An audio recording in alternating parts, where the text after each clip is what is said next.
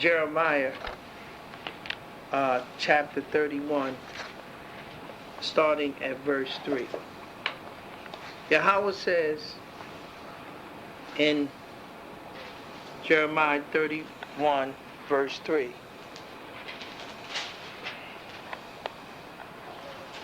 The Elohim hath appeared of old unto me, saying, Ye, I have loved thee with an everlasting love. Therefore with loving kindness have I drawn thee. Oh, so Yahweh said, I have loved thee with an everlasting kindness. Yahweh has appeared of old unto me, saying, Yea, I have loved thee with an everlasting love. Therefore with loving kindness have I drawn thee. So Yahweh God with everlasting, where there's no end. Let's go into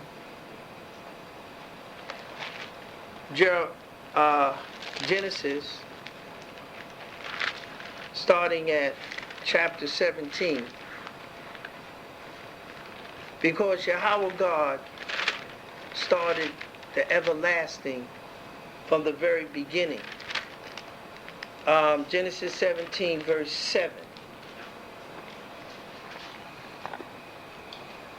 And I will establish my covenant between me and thee, and thy seed after thee in their generation, for an everlasting covenant, to be a God unto thee and to thy seed after thee. And I will give unto thee and to thy seed after thee a land, therein thou art a stranger, all the land of Canaan, for an everlasting possession, for I will be their God. So Yahweh God established this as an everlasting. It is everlasting. Yahweh God also, the same chapter, starting at verse 19 to 21. And Elohim said, Sarah thy wife shall bear thee a son indeed, and thou shalt call his name Isaac, and I will establish my covenant with him for an everlasting covenant, and with his seed after him. And as for Ishmael, I have heard thee. Behold, I have blessed thee, and will make him fruitful, and will multiply him exceedingly. 12 princesses shall he beget, and I will make him a great nation. But my covenant will I establish with Isaac, which Sarah shall bear unto thee at this set time in the next year. So he had told him that that covenant was this not a covenant, but an everlasting covenant. Yahweh God, and I like to go to Genesis chapter 22, because he loved us with an everlasting love. He established his covenant with us for an everlasting covenant. We're going Genesis chapter 22, I'm at verse 15. And the angel of Yahweh called unto Abraham out of heaven the second time, and said, By myself have I sworn, said Yahweh, for because thou hast done this thing, and hast not withheld thy son, thy only son, that in blessing I will bless thee, and in multiplying I will multiply thy seed, as the stars of heaven, and as the sand which is upon the seashore. And thy seed shall possess the gates of his enemies, and in thy seed shall all the nations of the earth be blessed, because thou hast obeyed my voice. And through this obedience, he established the seed. And as he said, he established them with an everlasting commitment to give them the land. As he established us with an everlasting love, the land and the covenant that he established with us is an everlasting covenant. It's not a covenant. Everlasting means it has no end. It's forever. And Yahweh God, going on, he establishes that covenant with Isaac for an everlasting, and with his seed after him. I like to go to Genesis 25. Genesis chapter 25. And I'm starting at verse 21. And Isaac entreated Yahweh for his wife, because she was barren. And Yahweh was entreated of him. And Rebekah his wife conceived.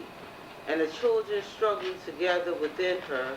And she said, If it be so, why am I thus? And she went to inquire of Yahweh. And Yahweh said unto her, 2 nations are in thy womb, and 2 manner of people shall be separated from thy bowels.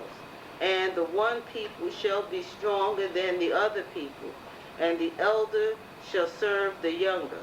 And when her days be delivered were fulfilled, behold, there were 2 twins in her womb. And the first came out red all over like a hairy garment, and they called his name Esau. And after that came his brother out, and he took hold on Esau's heel, and his name was called Jacob. And Isaac was 80 years old when she bare them. So this everlasting covenant came through Isaac. And Isaac had these 2 nations that was called, they were brothers. And he said that that younger one would definitely serve, the older one would serve the younger one. We will go on to see that the boys had grown up, and we go into Genesis chapter 27, verse 41. And Esau hated Jacob because of the blessing wherewith his father blessed him. And Esau said in his heart, The days of mourning for my father are at hand. Then will I slay my brother Jacob. So we are seeing a movement of a promise, an everlasting promise, everlasting love, that Yahweh is addressing to give to, where he says that he would give this everlasting covenant to Isaac. And Isaac would have 2 sons, and one would call Jacob and the other one would call Esau, and Esau is the oldest of them. As we go on, we will find that in Genesis 28, starting at verse 12 to 14, and he dreamt because Esau had threatened to kill his brother. His mother told him to go to Laban. And Isaac called Jacob and blessed him. I'm at Genesis 28, verse 1. And Isaac called Jacob and blessed him and charged him and said unto him, Thou shalt not take a wife of the daughters of Canaan. Arise, go to Pandan Aram, to the house of Bethuel, thy mother's brother, thy mother's father, and take thee a wife from thence of the daughters of Laban, thy mother's brother. So we can see that he was given a charge to do something so that he would not take a wife of the Canaanites. And therefore, when he left out, he was given a blessing, and now Jacob is on a journey to go to Laban to receive and to be reinstated in that great and awesome blessing that he was given to his father Abraham and to Isaac. Let me read in chapter 28, starting at verse 12. And he dreamt, and behold, a ladder set up on the earth, and the top of it reached to heaven. And behold, the angel of Elohim ascended and descended on it. And behold, Yahweh stood above it and said, I am Yahweh, Elohim of Abraham, thy father, the Abraham of Isaac, the land whereon thou liest. To thee will I give it, and to thy seed. And thy seed shall be as the dust of the earth. And thou shalt spread abroad to the west and to the east, and to the north and to the south. And in thee and in thy seed shall all the families of the earth be blessed. It is a reestablishment of what Yahweh has told him Abraham, Isaac, and now he's telling Jacob. We must go to Genesis chapter 30. And I like to start at verse 27. He's in Laban's in the land, he's met Laban, and Laban tells him, he says, and Laban said unto him, I pray thee, if I have found favor in thy eyes, tarry, for I have learned by experience that Yahweh has blessed me for thy sake. So Laban had come to an understanding that God had blessed him for his coming. I'd like to go to Genesis 31, starting at verse 6. Starting at verse 6. And ye know that I, with all my power, I have served your father. And your father hath deceived me and changed my wages 10 times. But Elohim suffered him not to hurt me. Okay, so he said he suffered him not to hurt him. Go ahead. If he said thus, the speckle shall be thy wages, then all the cattle bear speckle. And if he said thus, the ring strap shall be thy hire, then bear all the cattle ring strap. Thus Elohim have taken away the cattle of your father and given them to me. And it came to pass at the time that the cattle conceived, and I lift up my eyes and saw in a dream, and behold, the rams which leaped upon the cattle were ring-scaped and speckled and grizzled. And the angel of Elohim spake unto me in a dream, saying, Jacob. And I said, Here I am. And he said, Lift up now thy eyes and see all the rams which leap upon the cattle are ringed, straight, speckled, and grizzled.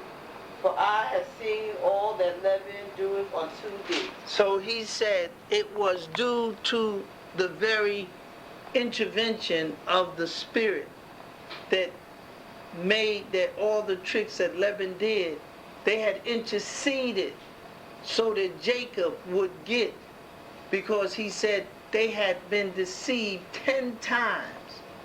And therefore, in so doing, Yahweh made sure that he would get his measure of reward, because Yahweh God saw the circumstances that prevailed was against Jacob, and therefore it interceded so that he might be able to get what was properly and he was worthy to get, because he was being cheated as he worked hard for him. And he says, by experience I know that Yahweh God blessed me for your coming, but yet still he was cheating him. America is blessed for our coming.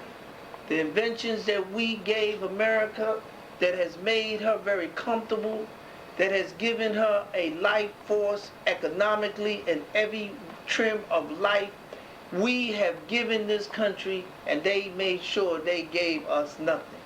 We have come into this country with shackles about our neck, our feet, and then we have been the greatest people that have given this country the creations that Yahweh God has poured down into us.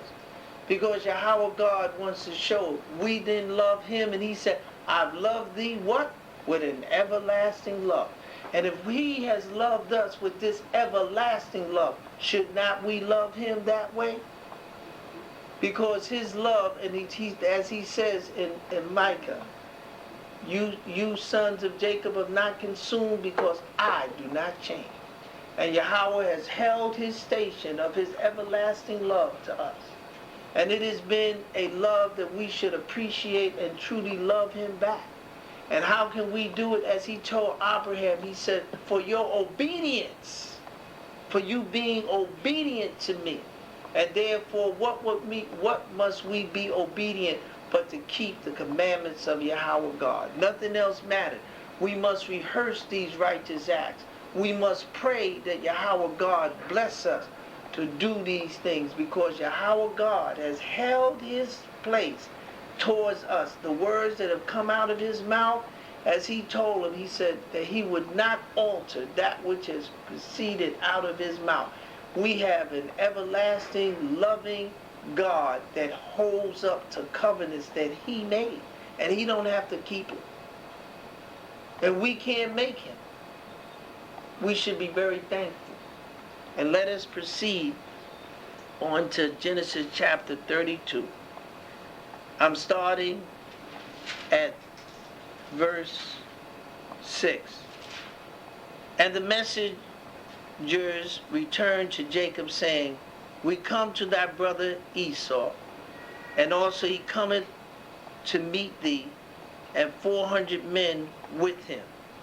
So he's coming back into the land, and in coming back, he sent the messengers, and he tells the messengers come back, and they tell him a story of horror because he is fearful of his brother.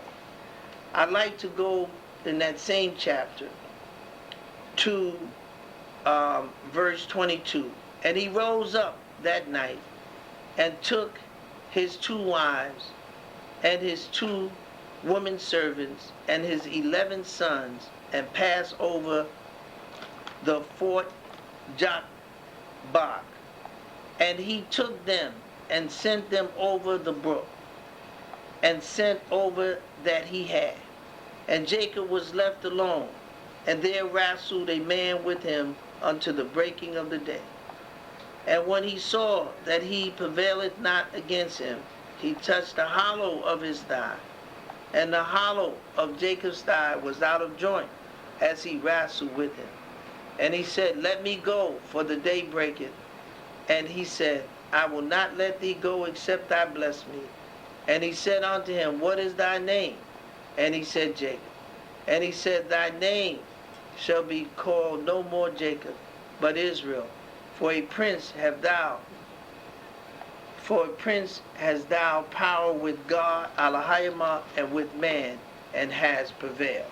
So Yahweh God has blessed our ancestors Jacob, and his name is Israel. We can see that Yahweh God gave this great and awesome blessing to the children of Israel through acts of bringing them into the covenant. And the covenant is in full blossom, and the covenant is with us so that we may grow as a people. We have come into the land because we have into America because we broke a divine law. And the circumstances that has come upon us is because Yahweh God promised that these things would be a sign unto us. I would like to start at Deuteronomy. Deuteronomy 32. Deuteronomy 32.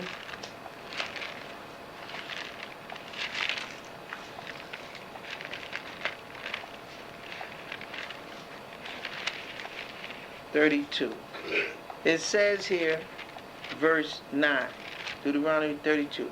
For Yahweh's portion is his people, Jacob is the lot of his inheritance. So we are the portion of Yahweh God. We are the lot of his heritage.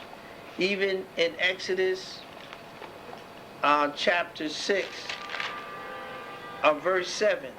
And I will take you to me for a people, and I will be to you a God, and ye shall know that I am Yahweh, your God, which brought you out from under the burden of the Egyptians.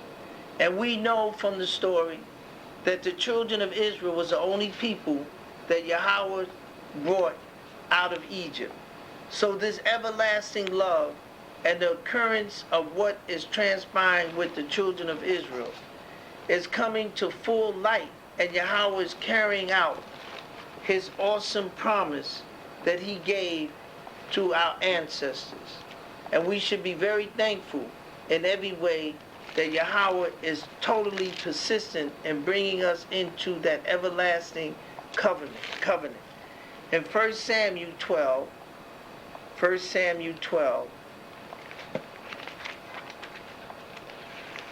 1 Samuel chapter 12, verse 22. For Yahweh would not forsake his people for his great name's sake, because it had pleased Yahweh to make you his people. So Yahweh God only had one people. We know this. You understand? He said, out of all the families of the earth, Israel, I've only known you. Yahweh God, let's go to 2 Samuel. 2 Samuel chapter 7:24.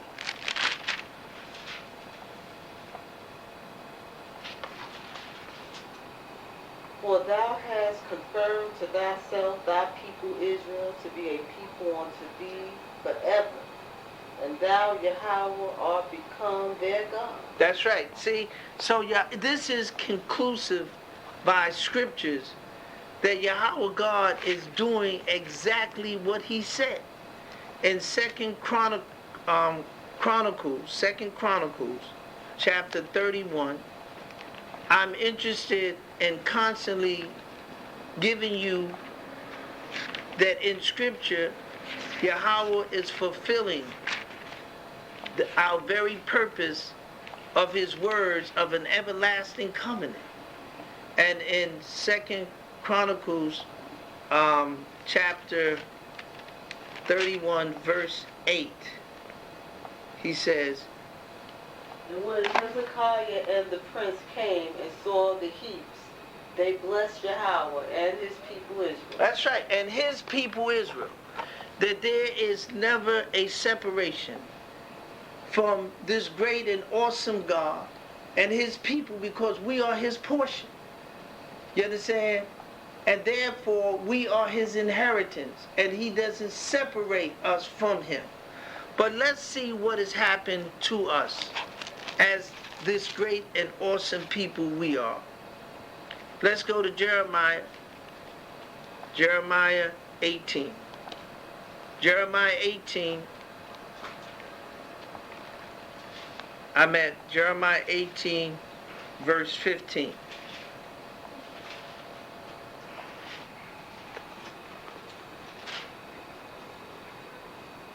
Because my people have forgotten me, they have burned incense to vanity, and they have caused them to stumble in their ways from the ancient past, to walk in paths in a way not cast up. So Yahweh God, see, we have forgotten.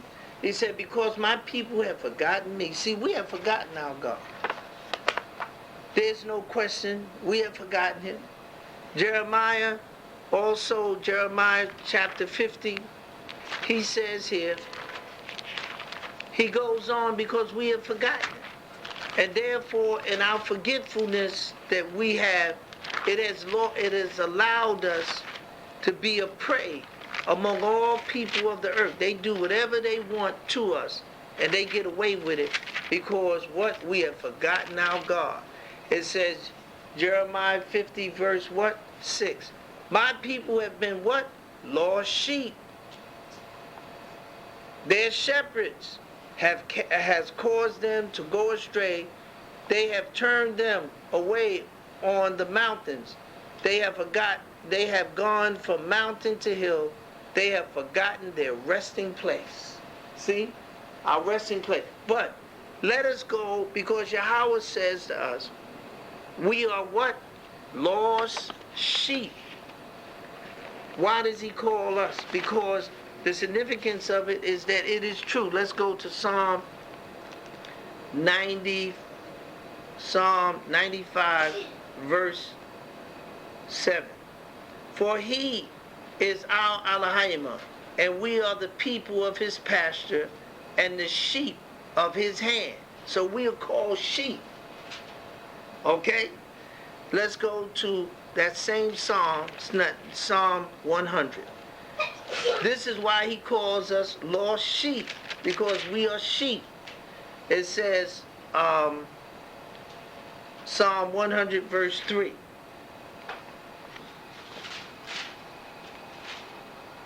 Know ye that Yahweh, he is God. It is he that hath made us, and not we ourselves. We are his people and the sheep of his pasture. See, we're the sheep of his pasture. And therefore, we can see that the circumstances that is pending in our lives is that we're helpless. And as sheep is helpless, everybody preys upon us. When we go back to give verification of this absolute truth, we go back to Jeremiah. And Jeremiah, as he says